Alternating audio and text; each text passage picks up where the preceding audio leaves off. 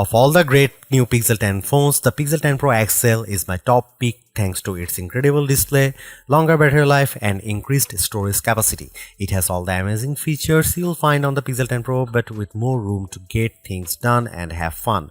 I see room for improvements, but the Pixel 10 Pro XL is the most satisfying, refined Android phone you can buy today. The Google Pixel 10 Pro XL is the Pixel phone to buy this year. The Pixel 10 Pro can match the Pro XL on the most important features, but the benefits of the larger display, along with a couple of features that are simply better on the XL device, make the Pixel 10 Pro XL my favorite of the new Pixel family, and the phone I would recommend first but not last. I feel confident recommending the Pixel 10 Pro XL above the rest and above any other Android phone you can buy right now because I spent the last year using the Pixel 9 Pro as my primary work phone. That means I know exactly why the Pixel is a great phone for being productive, but I also know that I wish I would had a bigger screen than the 9 Pros. The Pro XL will be my primary device this year for sure. If you haven't checked out a Pixel phone in a while, you really should head to a store and get your hands on one. The latest Pixel 10 Pro XL is polished and well built with a refined look and gorgeous materials and color combinations. It's a much nicer looking phone than the latest iPhone 16 Pro Max, and it delivers on a number of features Apple hasn't been able to match. Google's AI features are the most advanced on any smartphone and often most unobtrusive. The newest AI features like Magic Q and the live translation don't feel pushy or overblown, and they don't produce embarrassing or useless results. Google is pushing AI into the background as a silent helper where it should be. Of course, all of the new Pixel 10 series phones have Google's advanced new AI features like the live translator that not only converts your language into another tongue, it also speaks with a voice that sounds remarkably like yours. That may sound alarming from a privacy viewpoint, but Google says this processing happens on the Pixel 10 Pro XL and not on a distant cloud computer, so your conversations and your voice should be safe. So what makes the Pixel 10 Pro XL so special, the best of the Pixel 10 bunch? First of all, Google's Pixel displays, so-called Super Actua displays, are among the best you will see on any smartphone. These screens are bright and colorful and very sharp. When the screen is this good, I want as much screen as I can get, so I prefer having the larger XL display at 6.8 inches. It's 0.5 inches bigger diagonally than the Pixel 10's display, and that equals 13 square centimeters of extra screen space. The Pixel 10 Pro XL also has the largest battery of all the new Pixel phones, and that equates to the longest battery life, both in my real-world testing and our battery rundown test.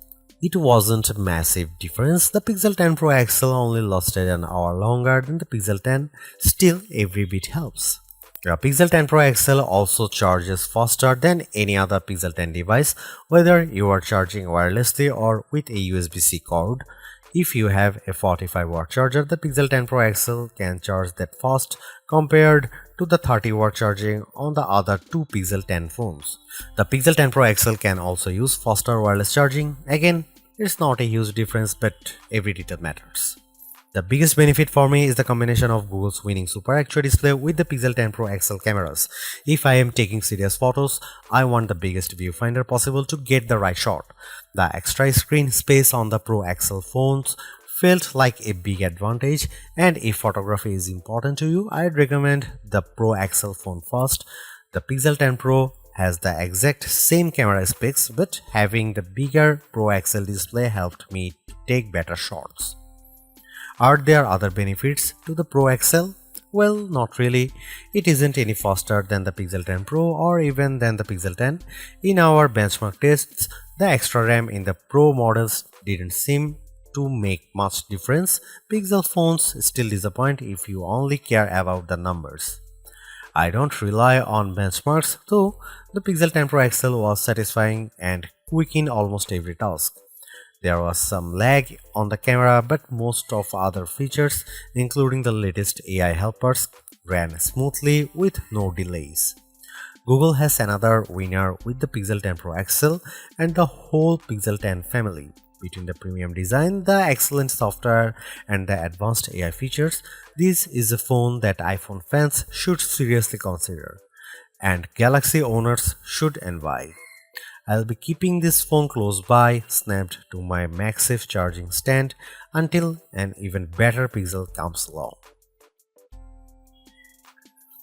The Pixel 10 Pro XL and the Pixel 10 Pro have identical camera lenses and sensors, but I am calling the Pro XL the better camera phone because of the larger display and longer battery life. Both of those attributes are features that camera buyers look for, and they make a difference when shooting the pixels.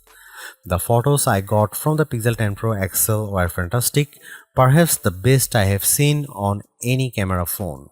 The Pixel 10 Pro XL took photos with very accurate colors and plenty of details at every focal range. For night photography, it was no contest. The Pro XL took pics that looked like I had a professional flash gun attached, while the iPhone shots looked much darker and lacked focus. You can see plenty of AI help in the photos, but usually the results don't look fake or off-putting. The only downside to Pixel photography is Google's camera app. It's a nightmare.